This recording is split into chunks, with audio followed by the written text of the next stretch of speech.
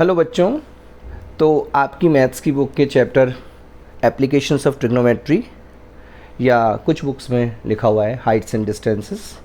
फ़िलहाल इस चैप्टर के PYQs की सीरीज़ को मैं यहाँ पर आपके लिए लेकर चल रहा हूँ। पिछले वीडियो में हमने आपको इसका इंट्रोडक्शन दिया था और साथ में कुछ क्वेश्चंस भी डिस्कस किए थे 2009 से 2011 तक के। तो बच्चों प्लीज़ वो वाली वीडियो ज़रूर देखिएगा, क्योंकि बहुत सारे कंसेप्ट्स हैं जो आपको वहीं से क्लियर हो पाएंगे। ठीक है, क्योंकि यहाँ तो हम आगे के जो क्वेश्चंस हैं उनको डिस्कस करने वाले हैं, because it is the second part of this series. तो बच्चों ये 2012 का क्वेश्चन है। As observed from the top of 80 metre tall lighthouse. देखिए बच्चों, इसमें मैं आपको बताऊँ कि क्वेश्चन के अंदर आपको डायग्राम बनाना मस्ट है, क्योंकि एक बार डायग्राम आप बना लेते हैं तो उसके बाद क्वेश्चन को सॉल्व करना बहुत ईजी हो जाता है। तो यहाँ पर उन्होंने कहा है कि 80 मीटर टॉल लाइट हाउस है, तो ये lighthouse 80 metre tall PQ हमने बना लिया है। इसमें the angles of depression of two ships on the same side of the lighthouse. Ships बेटा किधर है? लाइट हाउस के सेम साइड में है। भाई ऐसे एक इधर भी हो सकता था, लेकिन दोनों सेम साइड में है। तो मान लीजिए बेटा एक शिप है A, एक है B, जो कि सेम साइड में है। अब एंगल ऑफ डिप्रेशंस कितने हैं इनके? एक का एंगल ऑफ डिप्रेशन है 30 डिग्री और दूसरे का 40 डिग्री। तो बच्चों मैंने आपको बताया था जो जहाँ पर एंगल कम होगा वो ऑब्जेक्ट ऑब्जर्वर से दूर होगा, और जहाँ पर एंगल ज़्यादा होगा वो पास होगा। तो बेटा जी 30 डिग्री वाला शिप दूर है और 40 डिग्री वाला शिप पास है। तो ये एंगल ऑफ डिप्रेशन तो बेटा जी ऊपर से आएंगे ऐसे, पर मैंने आपको पिछली वीडियो में बताया था कि जितना एंगल ऑफ डिप्रेशन होता है ऊपर से, उतना ही नीचे से एंगल ऑफ एलिवेशन होता है। तो इट मीन्स अगर लाइट हाउस की टॉप से दोनों शिप्स के angle of depression 30 degree and 40 degree हैं, तो from these two ships angle of elevation 30 degree and 40 degree हो जाएंगे। क्लियर? तो बच्चों डायग्राम समझ में आ गया। अब क्वेश्चन देखते हैं कैसे करना है। आपको बताना है distance between these two ships correct to nearest metre. तो यहाँ पर बच्चों पहले हम A शिप की डिस्टेंस लाइट हाउस से कितनी है? AQ। B शिप की डिस्टेंस कितनी है? BQ। हम इन दोनों डिस्टेंसेस को निकालेंगे, AQ को भी और BQ को भी, और फिर दोनों को माइनस कर लेंगे तो इनकी डिस्टेंस बिटवीन आ जाएगी आपके पास। क्लियर है? तो बच्चों सबसे पहले ये आपका जो ट्राइंगल है PQB, इससे स्टार्ट करते हैं। वैसे आप PQA से भी कर सकते हैं। तो इसमें आप देखिए इस ट्राइंगल के अंदर आपके ये जो आपके पास ट्राइंगल है, यहाँ पर बच्चों अननोन क्या है? मुझे BQ, और नोन है PQ। तो BQ अपॉन PQ जब मैं करूँगा तो आपके पास बेस अपॉन परपेंडिकुलर से क्या आ जाएगा? कॉट, यानी कि it is cot of 40 degree. अब यहाँ पर आपको एक चीज़ बताऊँ कि जो आपके पास बच्चों टेबल्स होती हैं पीछे, वो सिर्फ 3 टाइप की ट्रिग्नोमेट्रिकल टेबल्स दी होती हैं, साइन, कॉस और टेन की। तो आपने इसको 10 में चेंज करना है। कैसे? आपके पास एक फॉर्मूला था, आपको याद होगा, cot 90 minus theta equals to tan theta. याद आ रहा है? तो बच्चों हमने इसको कॉट 40 को लिख लिया। यहाँ पर देखिए BP अपॉन PQ की वैल्यू डाल दी, इक्वल्स टू कॉट 90 माइनस 50, तो ये 10 50 डिग्री हो गया। तो यहाँ से हम क्रॉस मल्टीप्लाई करेंगे तो BP आ जाएगा 80 10 50 डिग्री। क्लियर है बच्चों? इसके बाद बेटा नेक्स्ट ट्राइंगल में आते हैं, ट्राइंगल PQA में। तो यहाँ पर AQ अपॉन PQ ये हो जाएगा बेटा कॉट 30 डिग्री, और इसकी वैल्यू आपको पहले से लर्न होती है क्योंकि पिछले चैप्टर में आप कर चुके हैं ट्रिग्नोमेट्रिकल रेशियोज में इसको। तो √3 लिख लिया इसको। तो AQ अपॉन 80 इक्वल्स टू √3। तो बच्चों क्रॉस मल्टीप्लाई करके AQ आ जाएगा आपके पास 80 √3। तो AB कैसे फाइंड करेंगे आप? AQ minus BQ means 80 √3 minus 80 10 50 degree. आप 80 को कॉमन ले लीजिए। अब 80 को जब आप कॉमन ले लेंगे तब क्या होगा? अंदर √3 बचेगा, जिसकी वैल्यू हम डाल सकते हैं 1.732। मैंने 0 इसलिए लिख लिया है क्योंकि बेटा जी जब आप ट्रिग्नोमेट्रिकल टेबल से देखते हैं ना, तो वहाँ पर ज़्यादातर एंगल्स की वैल्यू डेसिमल के बाद 4 प्लेसेस तक होती हैं। जैसे यहाँ पर 1050 की वैल्यू आपकी टेबल में होती है 1.1918। देखने के लिए तो मैंने आपको पिछली वीडियो में बस समझा दिया था, पर एक बार आपको बुक से बता देता हूँ कि किस तरह से हमने वैल्यू ली है। तो बच्चों आपके पास ये नेचुरल टेंजेंट्स की जो टेबल होती है आपकी बुक में, आईसीएसई में होती है बच्चों, क्योंकि सीबीएसई और यूपी बोर्ड में इस तरीके के कंसेप्ट नहीं आते हैं क्वेश्चन में। तो आप देखिए नेचुरल टेंजेंट्स की टेबल में 45 ये इधर एंगल्स होते हैं और इधर डेसिमल पॉइंट में अगर एंगल्स हैं तब बात करते हैं।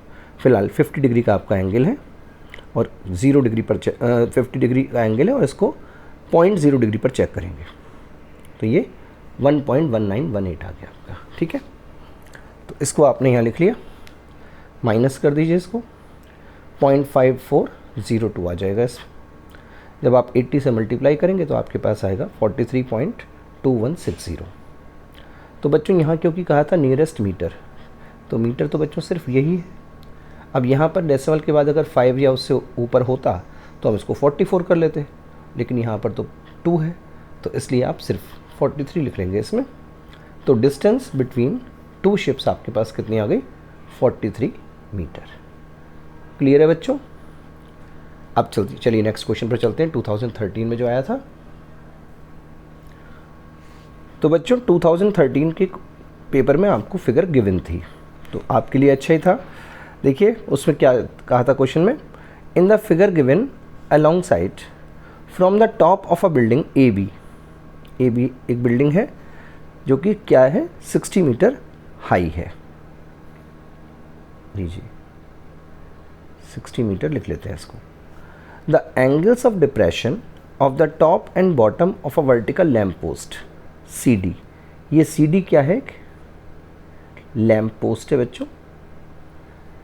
अब इस बिल्डिंग के टॉप से, समझ रहे हैं, इस ए बी बिल्डिंग की टॉप से इस लैम्प पोस्ट सी डी पर जब आप देखेंगे तो देखिए ऊपर से जब आप नीचे की तरफ देखेंगे तो आपके एंगल ऑफ डिप्रेशंस बनेंगे इस तरह से। तो वो कहते हैं जो एंगल ऑफ डिप्रेशंस हैं वो कितने कितने, टॉप का एंगल ऑफ डिप्रेशन है 30 डिग्री और बॉटम का है 60 डिग्री। आपको फाइंड करना है इसमें horizontal distance between A B and C D. ये जो हॉरिजॉन्टल डिस्टेंस है बच्चों, इसको आप डी मान लीजिए,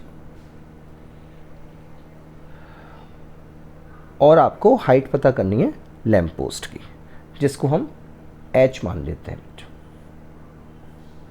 ठीक है ना, ये लैम्प पोस्ट की हाइट को हमने एच मान लिया। तो यहां पर बच्चों एक कंस्ट्रक्शन करना पड़ेगा हमें पहले।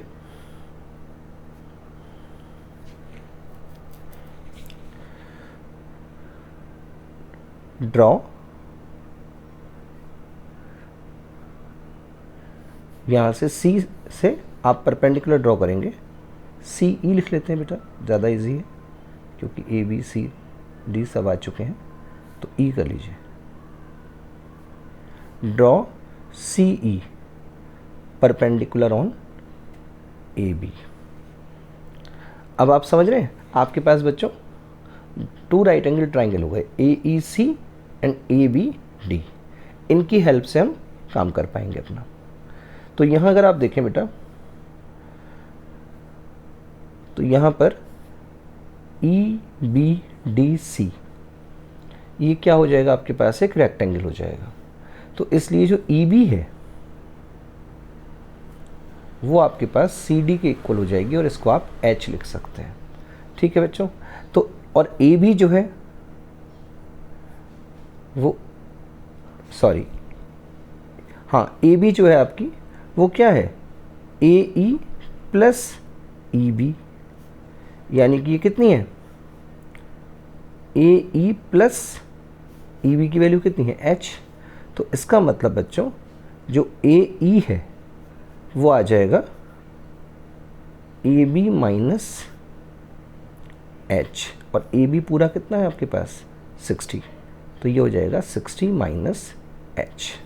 बहुत काम आने वाली है ये चीज़ आपको, ये आपके पास 60 माइनस एच हो गया बेटे। ठीक, तो आपको यहाँ पर 2 चीज़ें फाइंड करनी है, एक तो इनके बीच की हॉरिजॉन्टल डिस्टेंस जो हम एकदम फाइंड कर सकते हैं क्योंकि आपके पास ये पूरी हाइट 60 मीटर गिवन है। तो चलिए शुरू करते हैं। तो बच्चों इसका जो फर्स्ट पार्ट है क्वेश्चन का,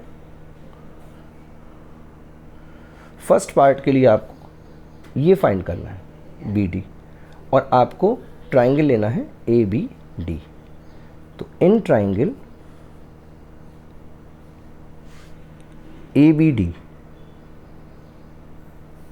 आप देखिए बेटा, अननोन क्या है, ये B D upon A B, ये हो जाएगा बच्चों। अब देखिए, एक हमने भी एंगल ऑफ डिप्रेशन तो पता है, एंगल ऑफ एलिवेशन भी तो लिखने होंगे आपको।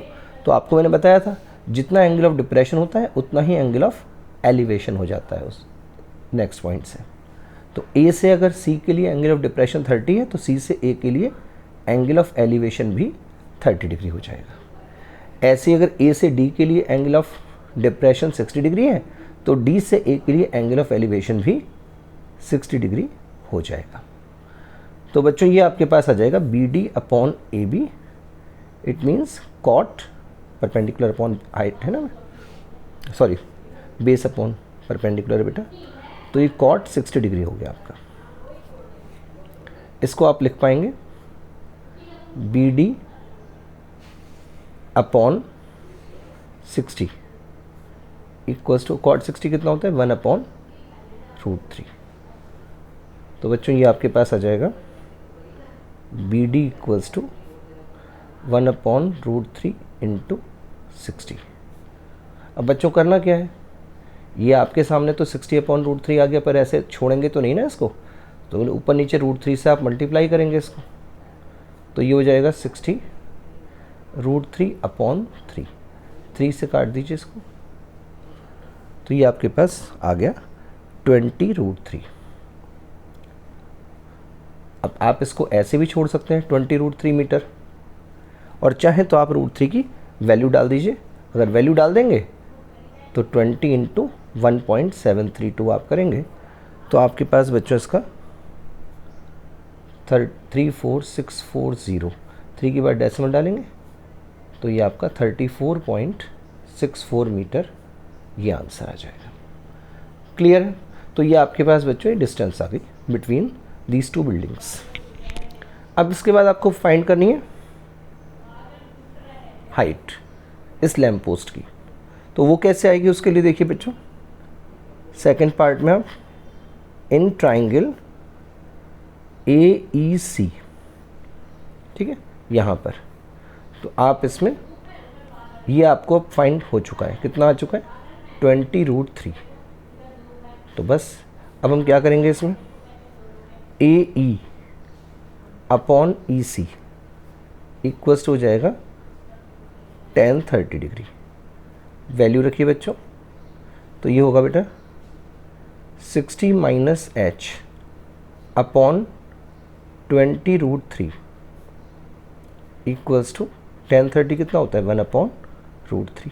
तो बेटा जी √3 से √3 कैंसिल कर दीजिए, तो आपके पास आ जाएगा ये 60 minus H equals to 20। Clear है बच्चों? तो बस अब तो आपको बहुत इजी हो गया, एच इधर ले जाइए 20 इधर ले आइए, तो एच कितना हो जाएगा 60 माइनस 20 दैट इज़ 40 मीटर। देयरफॉर आप लिख पाएंगे height of lamp post equals to 40 metre answer. Clear है बच्चों? दोनों आपके पास सॉल्यूशंस आ गए इसके। इस ट्राइंगल से आपने डिस्टेंस बिटवीन टू बिल्डिंग्स निकाल दिया और इस ट्राइंगल से आपका हाइट ऑफ लैम्प पोस्ट आ गया है। क्लियर है? चलिए नेक्स्ट क्वेश्चन पर चलते हैं बेटा। तो बच्चों 2014 में आपके लिए क्वेश्चन आया था बोर्ड में, an aeroplane at an altitude of 250 metre observes the angle of depression of two boats on the opposite banks of a river to be 45 degree and 60 degree respectively. Find the width of the river correct to nearest whole number. अब यहाँ पर बच्चों थोड़ा सा ध्यान देने वाली बात यह है कि जो उन्होंने कहा है बेटा जो एरोप्लेन है वो तो ऊपर है। अब इस केस में देखिए मैं आपको बना रहा हूँ पहले आपके लिए, बेटा जी ये एरोप्लेन, हाइट है 250 मीटर। अब यहाँ एरोप्लेन से आपने एंगल्स ऑफ डिप्रेशन लेने हैं। अब मान लीजिए आपकी रिवर है ये ए बी, ठीक, और एरोप्लेन में आप यहाँ से आपने एंगल ऑफ डिप्रेशंस लिए हैं।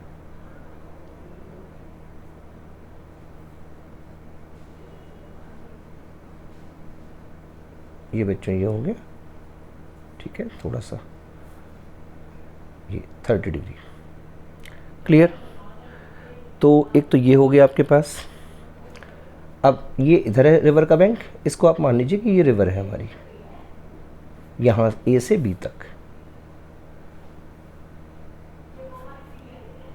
और दूसरा जो आपके पास है एंगल ऑफ डिप्रेशन है यहाँ पर, सॉरी बच्चों ये 45 डिग्री और 60 डिग्री है, मैंने 30 डिग्री लिख दिया गलती से।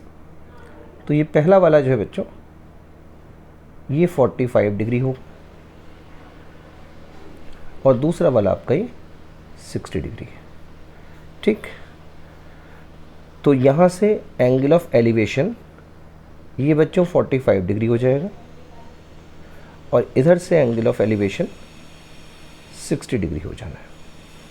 ये आपकी एरोप्लेन की हाइट है 250 मीटर इसमें, और ये रिवर की विड्थ हो जाएगी इसमें, क्लियर है।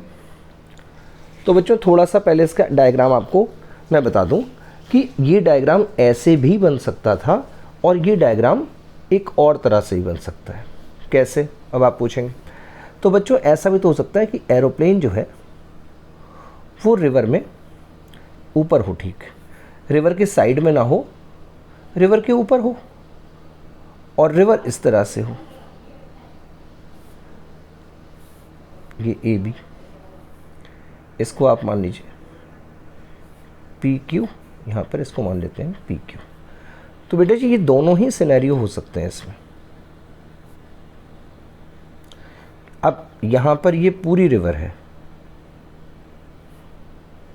यहाँ से यहाँ तक, तो इधर का जो एंगल ऑफ डिप्रेशन है ये 60 डिग्री हो गया, तो यहाँ से बोर्ड से एंगल ऑफ एलिवेशन एरोप्लेन का ये भी 60 डिग्री हो गया। दूसरी साइड से बी के लिए यहाँ पर एंगल ऑफ डिप्रेशन 45 डिग्री हो गया, यहाँ से बी से भी ऊपर के एरोप्लेन के लिए एंगल ऑफ एलिवेशन 45 डिग्री हो गया, और ये हाइट 250 मीटर है।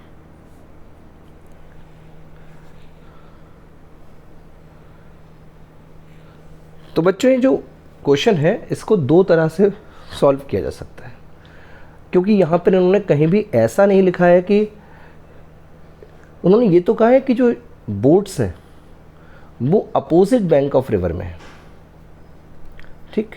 उन्होंने ये तो आपको बता दिया कि रिवर की जो विड्थ है उसमें एक तरफ एक बोट है, दूसरी तरफ दूसरी बोट है, लेकिन ऐसा कहीं भी नहीं बताया है कि जो एरोप्लेन है वो रिवर के ऊपर है, इस तरह से भी तो बना सकते हैं बेटा, और या फिर रिवर के एक साइड में है। तो जब ऐसा आपको कुछ क्लैरिटी नहीं है तो ऐसे में बेनिफिट ऑफ डाउट हमेशा स्टूडेंट को जाता है बेटा। आप किसी भी तरह से, चाहे आप इससे सॉल्व करें चाहे आप इससे सॉल्व करें, हालांकि दोनों आंसर डिफरेंट होंगे, पर जो एग्जामिनर के पास आंसर की जाती है उसमें दोनों ही आंसर लिखे होते हैं कि बच्चे जो है दोनों में से किसी भी तरह से अटेम्प्ट करेंगे तो आप फुल मार्क्स देंगे इसको, क्लियर है। तो क्योंकि ये वाला आपका पहले किया हुआ है तो मैं इसी तरह से आपको करके बता रहा हूँ अभी कि इस डायग्राम को लेकर हम चलेंगे बेटा इसमें, इस डायग्राम के अकॉर्डिंग कि किस तरह से क्वेश्चन सॉल्व होगा। तो चलिए देखते हैं इसको।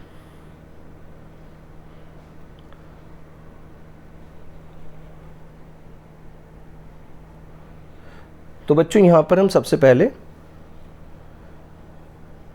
इन ट्राइंगल पी क्यू बी देखते हैं।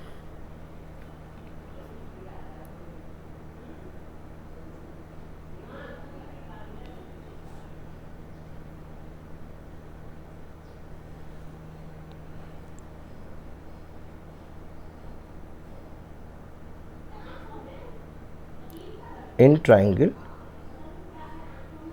P Q B. यहाँ पर बच्चों B Q upon P Q,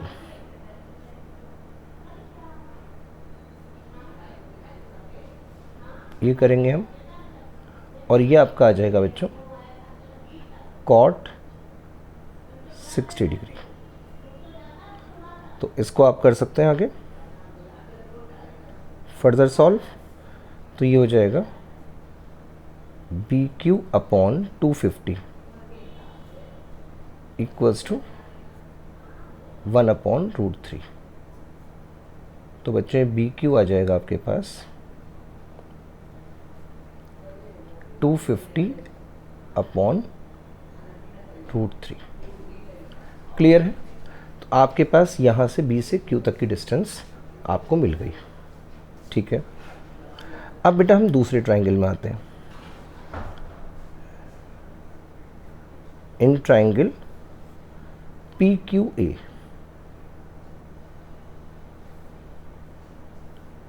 और यहाँ पर देखिए बच्चों ए Q upon P Q.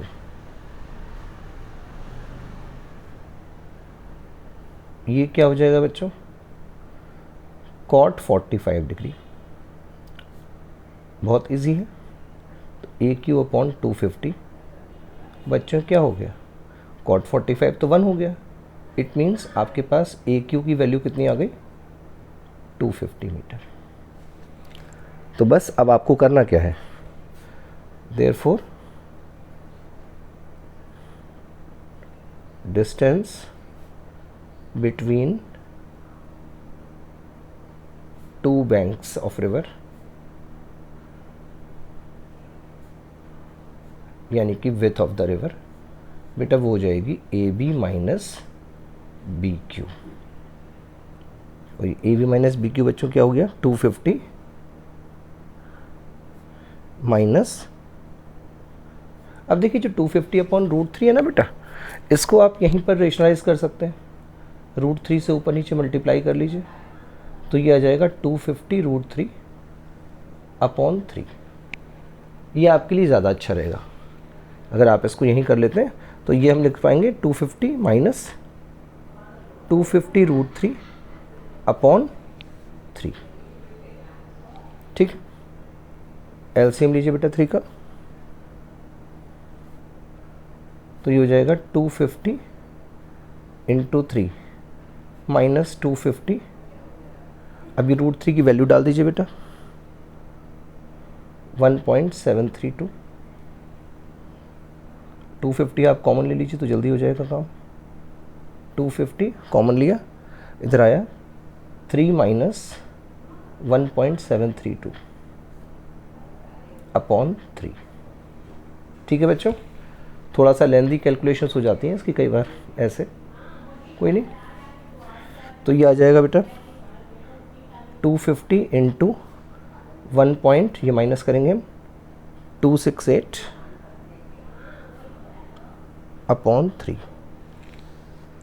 Clear?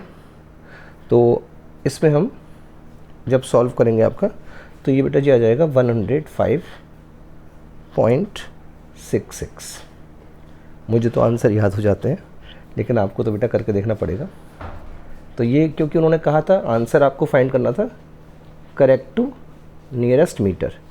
तो बच्चों यहाँ पर जब करेक्ट टू नियरेस्ट मीटर की बात आएगी तो मीटर तो करेक्ट वाला जो है वो तो होल नंबर में यहीं तक है। तो ये आपके पास हो जाएगा, क्योंकि यहाँ पर 5 या 5 से बड़ा होता है तो हम 1 इंक्रीज़ कर लेते हैं, तो ये 106 मीटर आ जाएगा आंसर। तो यहाँ पर जो विथ ऑफ द रिवर है वो 106 मीटर हो जाएगी। अब आप बच्चों कह सकते हैं सर अगर हमने दूसरा बनाया होगा तब कैसे करेंगे? तो कोई बात नहीं बेटा, अगर आपने ये वाला डायग्राम बनाया होता तब भी आपका ए क्यू तो यही निकलता, ठीक है ना, तो इसी तरीके से निकलता, और बी क्यू भी इसी तरह से निकलता। अच्छा, यहाँ पर मैंने पास वाले को बी ले रखा है ना, तो आपको ऐसा लगेगा, ऐसा कर सकते हैं, चलिए ठीक है, इसको बी कर लीजिए, इसको ए कर लीजिए, वो तो हमारे अपने मन का है। तो ये बिल्कुल इसके जैसा हो गया।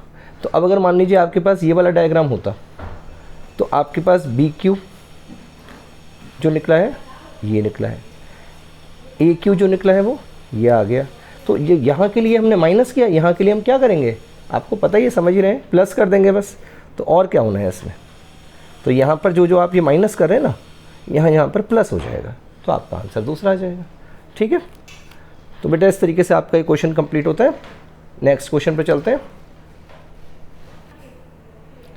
अब देखिए बच्चों, जो 2015 में आपके लिए क्वेश्चन आया था, बहुत अच्छा क्वेश्चन है, थोड़ा सा ट्रिकी भी है डायग्राम बनाने के हिसाब से। The horizontal distance between two towers is 120 metre. अब टू टावर्स हैं, उनके बीच की डिस्टेंस आपको दी है।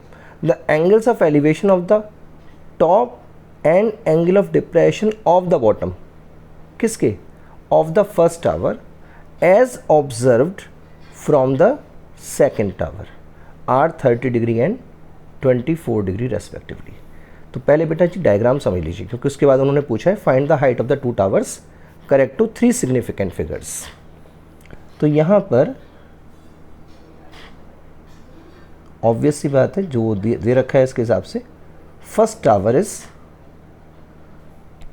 Higher than the second one. Second आपका ये हो गया, दोनों के बीच की जो डिस्टेंस है वो आपको 120 मीटर गिवन है। ठीक, एक को ले लेते हैं बेटा जी हम ए बी और दूसरे टावर को सी डी। क्लियर है। अब उन्होंने कहा है कि ये जो भी ऑब्जर्वेशन हुए हैं वो सेकंड टावर की टॉप से हुए हैं। एक बार यहाँ से देखा गया है फर्स्ट टावर की टॉप को, ठीक है, तो हॉरिजॉन्टल लाइन तो बेटा लेनी पड़ेगी इसमें, ये ड्रॉ करते हैं, और यहीं से एंगल ऑफ डिप्रेशन है फर्स्ट टावर की बॉटम का। कितने कितने जरा वो देख लेते हैं, इसको ई ले लेते हैं हम। अब देखिए एक बार दोबारा देखते हैं, angle of elevation of the top and angle of depression of the bottom of the first tower as observe from the second tower are 30 degree. ये ऊपर तो है बेटा जी, एंगल ऑफ एलिवेशन तो है 30 डिग्री का, और एंगल ऑफ डिप्रेशन कितना है 24 डिग्री का। तो देखिए जब बेटा यहाँ एंगल ऑफ डिप्रेशन 24 डिग्री है, तो यहाँ बी से अगर आप सी पर देखेंगे, मीन्स फर्स्ट बिल्डिंग की बॉटम से फर्स्ट बिल्डिंग सेकेंड बिल्डिंग की टॉप को, तो यहाँ पर बेटा एंगल ऑफ एलिवेशन भी 24 डिग्री ही हो जाएगा। क्लियर है ना। मैंने आपको कई बार बताया इसको कि जितना एंगल ऑफ डिप्रेशन होता है उतना ही एंगल ऑफ एलिवेशन हो जाता है उस पॉइंट से। ठीक है, तो अब आपको दोनों बिल्डिंग्स की हाइट बतानी है। सबसे पहले बेटा आप हाइट फाइंड कर सकते हैं, कौन सी, C D from this triangle. तो इसको आप अभी पहले फाइंड करेंगे, फिर उसके बाद इसको फाइंड करेंगे। तो यहाँ पर सॉल्यूशन में सबसे पहले तो बच्चों हम कंस्ट्रक्शन लिखते हैं।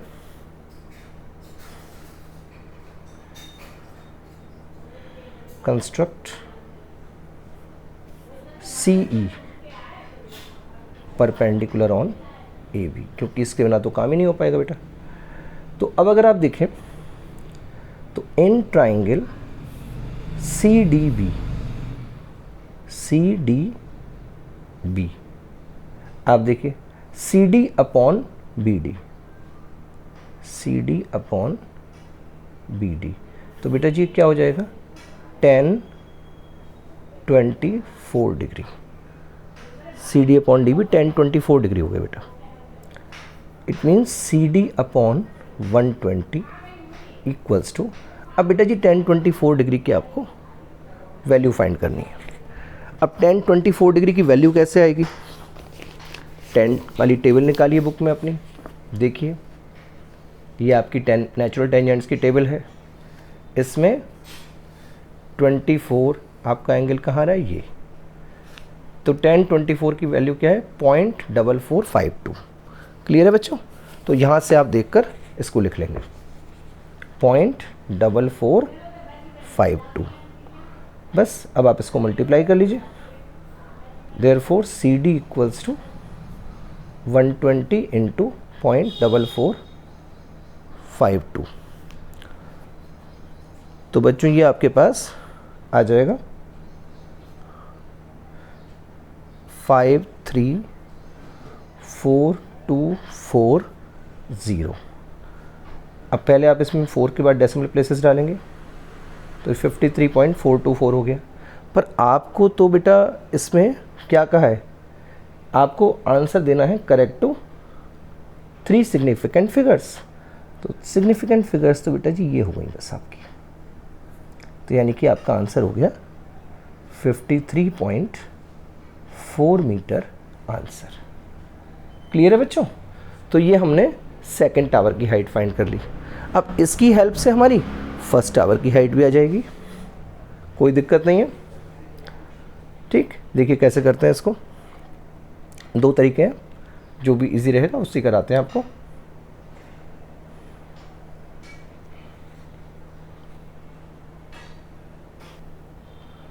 अब बच्चों हम क्या करते हैं इसमें, क्योंकि जितनी CD है उतनी तो आपकी EB हो जाएगी, तो हम लिख लेते हैं इसको EB इक्वल्स टू CD। तो ये तो आपके हम वही लिख लेंगे 53.424।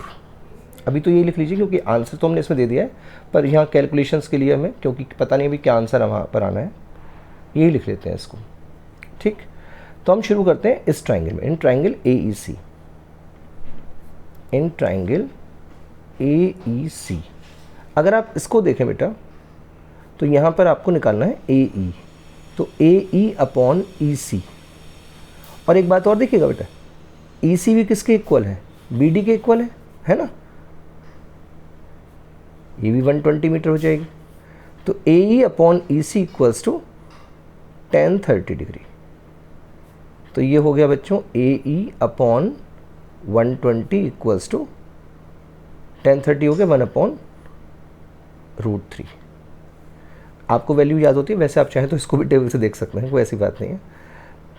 तो आपके पास बच्चों ये AE आ जाएगा 120 अपॉन √3। अब इसको आप यहाँ पर करना चाहें तो √3 से ऊपर नीचे मल्टीप्लाई कर दीजिए, तो क्या हो जाएगा आपके पास AE इक्वल्स टू 120 √3 अपॉन 3। तो बच्चों ये 40 √3 हो गया। अब मैं इसे 40 को 1.732 से मल्टीप्लाई कर देता हूँ, तो ये आपके पास आ जाएगा 69.288। लेकिन आपका जो आंसर आना है ना, हाइट ऑफ फर्स्ट टावर वो कितनी है, AB है, और AB कितनी होगी, AE प्लस EB। तो बच्चों ये हो जाएगी 69.288 प्लस 53.424, कितना आ गया बेटा, 122.704। अब अगर आप इसको करेक्ट टू नियरेस्ट मीटर करेंगे तो यहाँ पर क्योंकि 7 है तो 5 से बड़ा है, तो आप इसमें 1 इंक्रीज़ कर लेंगे, और ये कितना हो जाएगा 123 मीटर। ऐसा इसलिए कह रहा हूँ क्योंकि बेटा जी करेक्ट टू 3 डेसिमल प्लेसेस में तो 1 to 2 तक ही रखेंगे ना इसको, तो जब डेसिमल के बाद इधर 7 है तो इधर 1 इंक्रीज़ हो जाएगा। तो बस therefore height of first tower equals to 123 meter and height of second tower equals to 53.4 metre answer. Clear है बच्चों? बहुत ध्यान से करने वाले क्वेश्चंस होते हैं। चलिए नेक्स्ट क्वेश्चन बेटा 2016 में जो आया उस पर चलते हैं। बच्चों देखिए 2016 में जो क्वेश्चन है वो अभी आपके कुछ 2014 में भी इसी तरीके का आया था, लेकिन 2014 का क्वेश्चन थोड़ा ट्रिकी था, पर यहाँ पर क्वेश्चन बहुत इजी है क्योंकि यहाँ पर आपको क्लियरली मेंशन है कि किस तरह से शिप्स हैं। देखिए क्या लिखा है, an aeroplane at an altitude of 1500 metre finds that 2 ships are sailing towards it in the same direction. The angles of depression as observe from the aeroplane are 45 degree and 30 degree respectively, find the distance between the two ships. यहाँ पर बेटा बहुत easy है, आप अपना aeroplane बनाइए, इसमें कहाँ पर है 1500 मीटर की हाइट पर। उसके बाद आपने टू शिप्स दिखाने हैं सेम साइड में,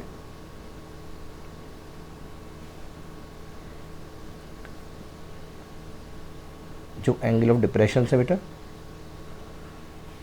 जो दूर वाला आपका शिप होगा उसका एंगल ऑफ डिप्रेशन कम होगा 30 डिग्री, और वहाँ से एंगल ऑफ एलिवेशन भी 30 डिग्री हो जाएगा।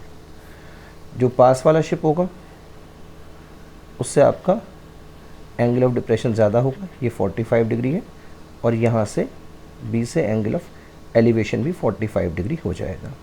ये पी क्यू बेटा ले लेते हैं हम, हाइट ऑफ द एरोप्लेन, जो कि आपको कितनी गिवन है 1500 मीटर। तो बस बच्चों आपको बताना है distance between two ships A B. हम ऐसे 2-3 क्वेश्चन पहले भी कर चुके हैं बेटा, तो यहाँ हम क्या करेंगे, एक बार बी क्यू फाइंड कर लेंगे, एक बार ए क्यू फाइंड कर लेंगे, फिर दोनों का डिफरेंस ले लेंगे। क्लियर है? तो चलिए देखिए कैसे करते हैं। सबसे पहले बेटा in triangle P Q B,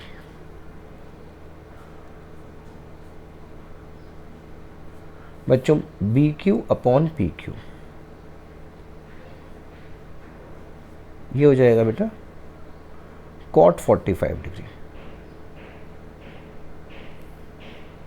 और cot 45 कितना हो जाता है बेटा 1, तो यहाँ पर हो जाएगा B Q upon 1500 equals to 1। तो बी क्यू जो डिस्टेंस है वो आ गई आपके पास 1500 मीटर। तो एक तो ये मिल गया आपको बी क्यू। अब इसके बाद आप ट्राइंगल पी क्यू ए ले लीजिए। Now in triangle P Q A, तो बेटा जी हम ए क्यू निकाल लेते हैं, A Q upon P Q equals to cot 30 degree. तो बेटा ये हो जाएगा आपके पास A Q upon 1500 equals to √3। तो यहाँ से बच्चों आपका जो ए क्यू है वो आ जाएगा 1500 √3। ठीक है, बस अब आपको निकालना है ए बी। तो बच्चों ए बी कैसे आएगा, ए क्यू माइनस बी क्यू, तो ये हो गया 1500 √3 माइनस 1500। तो ये हो जाएगा बच्चों, आप 1500 कॉमन ले लीजिए, √3 यहाँ से 1.732 हो जाएगा, और माइनस यहाँ से 1 आ जाएगा इसमें। क्लियर है? तो ये आपके पास आ जाएगा बेटा 1500 इंटू 0.732, और मल्टीप्लाई जब आप करेंगे तो ये आपके पास आ रहा है 1098000। 2 zeros पहले आ गए थे इसके, फिर ये। अब यहाँ पर आप 3 zeros के बाद डेसिमल लगा लेंगे। ठीक, तो 1098 मीटर ये आपके पास आ गया। Therefore, distance between two ships 1098 metre आगे बेटा आंसर। क्लियर है बच्चों? तो अभी इस वीडियो में हमने 2016 तक के क्वेश्चंस को कवर कर लिया बेटा। इसके बाद नेक्स्ट वीडियो जो लास्ट वीडियो होगी इस चैप्टर की, उसमें हम 2024 तक के वीडियोस क्वेश्चंस को कवर कर लेंगे। ठीक है, तब तक के लिए बच्चों अगर कोई भी आपकी क्वेरी हो तो आप कमेंट में कर सकते हैं, और वीडियो अच्छा लगा हो क्योंकि बहुत डिटेल में एक्सप्लेन करते हुए आपको समझा रहा हूँ, तो प्लीज़ लाइक ज़रूर करिएगा और अपने फ्रेंड्स के साथ इसको शेयर भी करिएगा ताकि वो भी बेनिफिट ले सकें इसका। Thank you and have a nice day.